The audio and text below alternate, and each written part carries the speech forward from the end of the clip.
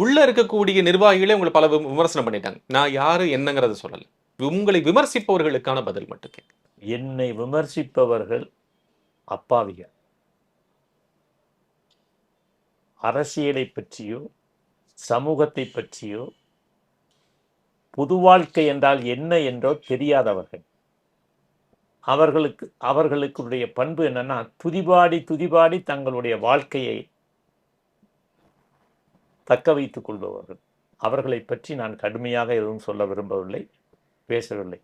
ஒரு விஷயத்தை மட்டும் தெரிஞ்சுக்கங்க. சைதை துரைசாமி ஒரு கருத்தை சொல்லுகிறான் என்றால் அது கட்சி என்றால் கட்சிக்கு, சமூகம் என்றால் சமூகத்திற்கு. சைதை துரைசாமி ஒரு செயலை செய்தால் அது சமூகம் சார்ந்த நலனுக்கு. எந்த காரியத்திலும் எந்த செயலிலும் சுயநலமற்ற தன்மையை பிரதிபலிப்பவனை நீங்கள் விமர்சனம் செய்தால் உங்களை பற்றிய புரிதல் மக்கள் மத்தியில் எப்படி ஏற்படும் என்பதை மாத்திரம் அவர்கள் உணர்ந்து கொண்டால் அந்த விமர்சிப்பதை நிறுத்திக் கொள்வார்கள்.